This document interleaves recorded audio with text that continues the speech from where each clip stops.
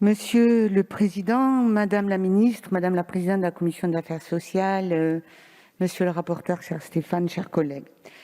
J'aimerais seulement qu'on me donne l'équivalent du revenu décent pour vivre. Je ne suis pas un miteux, je n'ai pas besoin de faire la quête, je continuerai à lutter toute ma vie pour qu'on me donne cette dignité.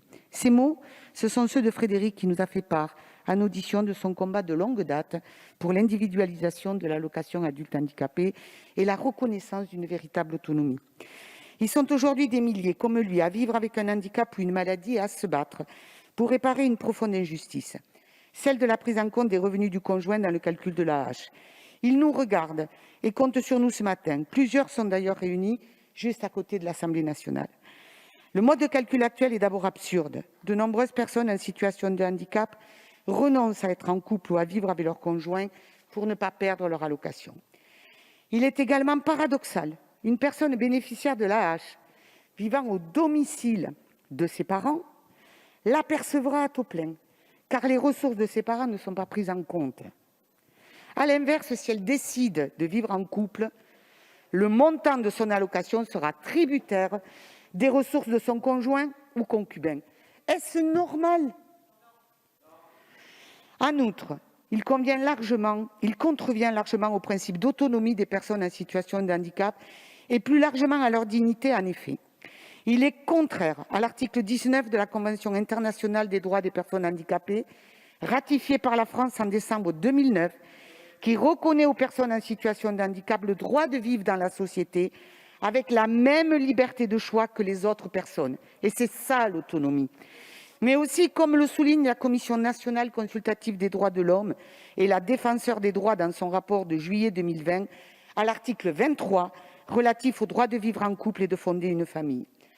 Enfin, dans un communiqué de presse publié hier au soir, le Haut Conseil à l'égalité entre les hommes et les femmes redit son attachement à la déconjugalisation de l'AAH pour favoriser l'indépendance économique des femmes en situation de handicap, quelle que soit leur situation familiale, et mieux les protéger en cas de violence. C'est pour toutes ces raisons que j'ai déposé l'année dernière la proposition de loi que nous examinons aujourd'hui, poursuivant ainsi le travail engagé par Marie-George Buffet en 2018. Elle a été adoptée par notre Assemblée en première lecture le 13 février 2020, puis le 9 mars 2021 par le Sénat. Et je remercie très chaleureusement le groupe GDR de l'avoir inscrite à l'ordre du jour de leur niche. Je tiens à saluer la qualité du travail de Philippe Moulier, rapporteur au Sénat, et de nos collègues sénateurs qui ont permis d'enrichir le texte et d'en éviter les effets de bord. Ils ont ainsi rétabli le plafond sur les ressources personnelles de l'intéressé. Donc, Madame la Ministre, votre argument sur le fait qu'on favorise les riches, ce n'est pas vrai. Et la majoration pour personnes à charge. Pour les éventuels perdants d'une telle réforme, une période de transition a été introduite.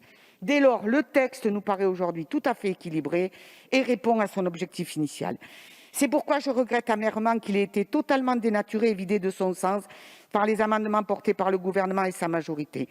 L'abattement forfaitaire proposé ne répond en rien à l'objectif de notre texte, faire de l'AAH une allocation individuelle favorisant l'autonomie. Le gouvernement s'oppose à cette mesure, considérant que l'AAH serait un minima social. En effet, Madame la Ministre, pour les minima sociaux, la solidarité nationale intervient après la solidarité familiale, en conséquence de quoi les revenus du foyer sont pris en compte dans le calcul de la prestation, et c'est le principe de subsidiarité de l'aide sociale. Mais je le répète, l'AAH n'est pas un minima social. C'est une prestation à vocation spéciale, accordée à des personnes à qui l'on a reconnu un taux d'incapacité à exercer une activité professionnelle partielle ou totale et dont la situation n'est pas susceptible d'évoluer pour la plupart des bénéficiaires. En effet, l'AAH est prévue dans le code de la sécurité sociale et non dans celui de l'action sociale et des familles, à l'inverse du RSA auquel on veut trop souvent la comparer. De même, son contentieux relève des juridictions de sécurité sociale et non de celles de l'aide sociale. À ce titre, je souhaiterais rappeler qu'à l'inverse du caractère subsidiaire de l'aide sociale, notre système de sécurité sociale est fondé notamment sur un principe d'uniformité qui refuse d'introduire dans le domaine de la protection sociale les disparités de revenus. D'ailleurs, le président de la République avait déjà tranché ce débat lors de la conférence nationale du handicap en février 2020, en annonçant ne pas inclure l'AAH dans le futur revenu universel d'activité. Le Gouvernement et sa majorité s'opposent donc à une mesure de justice sociale dont l'adoption est attendue. Cette position est d'autant plus incompréhensible puisqu'une moitié du chemin vers l'individualisation de l'AAH a déjà été faite au travers de l'adoption conforme de l'article 2 concernant les travailleurs en ESAT. Il ne faut toutefois pas oublier les autres mesures de cette proposition de loi qui prévoit également le report de 60 à 65 ans pour solliciter la prestation de compensation du handicap, ainsi que la non prise en compte des primes des sportifs médaillés aux Jeux olympiques paralympiques. Mes chers collègues, reconnaissons aux personnes en situation de handicap le droit à l'indépendance et à la dignité qu'elles méritent et demandent depuis tant d'années. Dans une tribune publiée le 24 mars, le collectif Objectif Autonomie a appelé les députés à voter cette loi et à considérer les personnes handicapées comme des citoyens à part entière et à leur permettre de mener une vie digne et autonome. Votons dès lors en notre âme et conscience et de façon transpartisane. Montrons-nous à la hauteur de l'attente légitime exprimée ces derniers mois. Je vous remercie. Merci, madame la rapporteure.